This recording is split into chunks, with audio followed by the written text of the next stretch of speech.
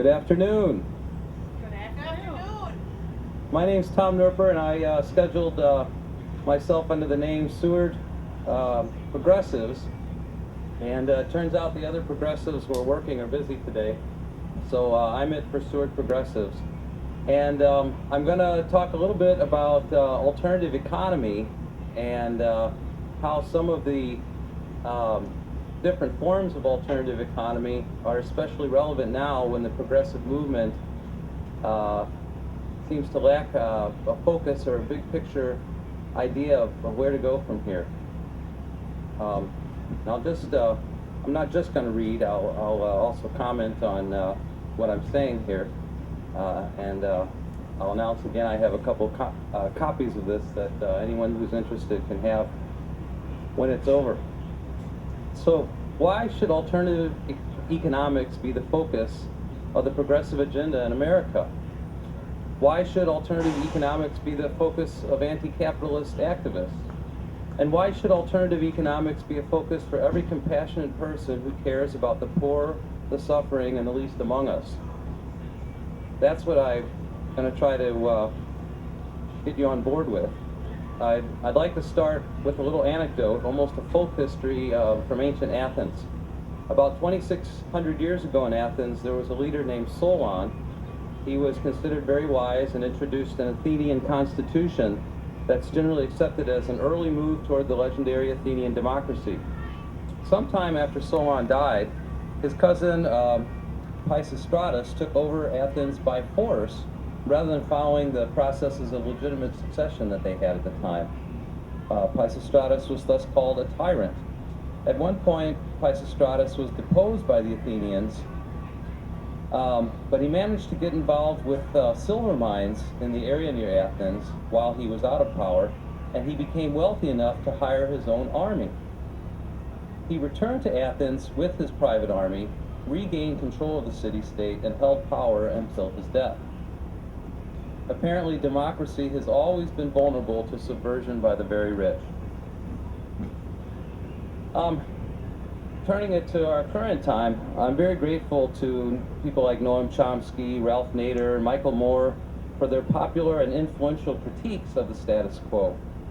Because of the accessibility of their work, it is no longer radical to say that corporations have too much power in America, to say that big business has too much influence over government policy.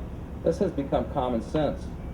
Many ordinary Americans would never think of coming down here, or many ordinary Americans who would never think of coming down here to protest the RNC will agree that big corporations have taken the government that was intended to serve the people and the public good, to be of, by, and for the people, and have turned it into their own tool to further the concentration of wealth and power in the hands of a few. Not every ordinary American believes this, but everyone's familiar with the idea. We can even go to government agencies like the Census Bureau and the Bureau of Labor Statistics, and we can get data showing that the problem is just getting worse. For decades now, the income of the wealthy has been increasing steeply, while the income for working people has been stagnant or decreased.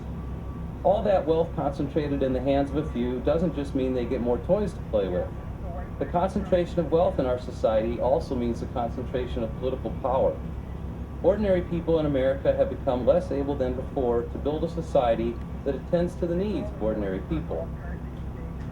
So this problem has been understood for decades, and yet it is getting worse. What do we do about that? To borrow an image from neocon Grover Norquist, we want to get capitalism down to the size that we can drown it in the bathtub. And that's the ultimate goal of the ideas that I have here. I'm going to suggest that the most effective and ethical thing we can do, given the world as it is to develop alternative economy and make that our primary common project. I'll be talking about workplace democracy, anarcho-syndicalism, and worker collectives. But first, let's briefly consider some of the major strategies for change in the last 100 years or so: legislative reform, mass protest, and revolution.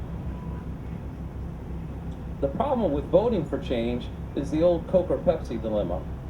Actually, it's more like, which Pepsi products do you want? No, you can't have Great Knee High. Politics isn't just policy, it's mostly power. And in our society, as I was saying, money is power. The power elite in America have learned how to get around the law, buy the lawmakers, bribe the police, ignore the law, tie up the opposition in endless court battles, kill your opponent, and so on. We must be at the high point of corporate control over government in America when Vice President Cheney can invite the oil companies to write the country's energy policy with him. Not for the common good, of course, but for their own ends. They don't merely ignore the law, they write it themselves now. The way this has turned out is made clear by the situation we have now, with oil companies making the greatest profits of any businesses in human history while still receiving tax breaks. In order for ordinary people to have some influence in our own society, we have to do more than vote among the narrow range of choices we're offered in elections. So let's talk about mass protest. Our First Amendment rights. We can get out in the streets like people have been doing here this week. We can publish alternative news media, pass internet petitions around. But aren't historians still arguing over the influence of street protests in the U.S. withdrawal from Vietnam? What strikes me about the Vietnam era is that Nixon got elected in 1968 with his secret plan to end the war, but once in office he increased bombing civilian areas. That was the secret plan, bomb the hell out of them. Despite tremendous civil unrest, our involvement in Vietnam didn't end until 1975. So 7 years after we got a president who promised to end the war. My impression of the last 40 years or so, my impression of our era, is that people have understood capitalism and imperialism and the need for change for decades. But the wars continue, and American colonialism has increased because the concentration of wealth and power in the hands of a few has increased. It was in 1961 that Eisenhower warned us that the undue political influence of the military-industrial complex was a threat to American democracy. And by the way, that speech was written by native Minnesotan Malcolm Moose, who also went on to be president of the University of Minnesota. Aren't things only worse in 2008? Today's protest movement is continuous with the civil rights, feminist, and anti-war movements of the 60s, from the individuals involved to the methods employed to even the clothing and hairstyles of some of the activists. Personally, I feel compelled by my conscience to speak out against injustice and to do so regardless of the effect on policymakers.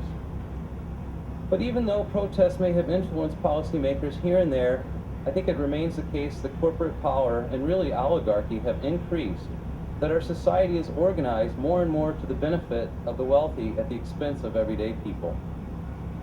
Probably the biggest embarrassment to protest as a means of influencing policy was the day of worldwide protest against the U.S. invasion of Iraq, when millions of people around the world filled the streets. Hello there, sports fans. Welcome. Bush and company have continued on as if this never occurred, and we've had no effective response to that as an anti-war movement. So what about maybe what some people would think of as the next step in resistance? What about revolution, the violent overthrow of the lunatics who have tortured and tried to legalize torture, who have misused our new technologies to put the whole country under surveillance, who have actively denied the threat of global warming and thus continue to endanger all people in the world, and who have killed many thousands in these unnecessary wars? I believe that direct action is ethically justified when we look at the harm American dominance has done around the world over the last century. But there are several problems with revolution that must be considered. First of all, you don't get a revolution just because it is justified, or because a few thousand people and a nation of millions decide that now is the time. A revolution can be planned and organized, but there is an unpredictable element of social psychology, a spontaneous element that is probably more important than rhetoric or class consciousness. Revolution is a lot like heaven. You can hope and wait and work for that day, but it may never come. Another problem with revolution is the Pandora's box, cat out of the bag element.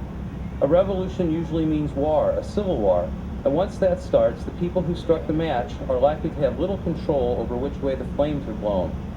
Look at Cambodia in the 1970s. Despite the largely successful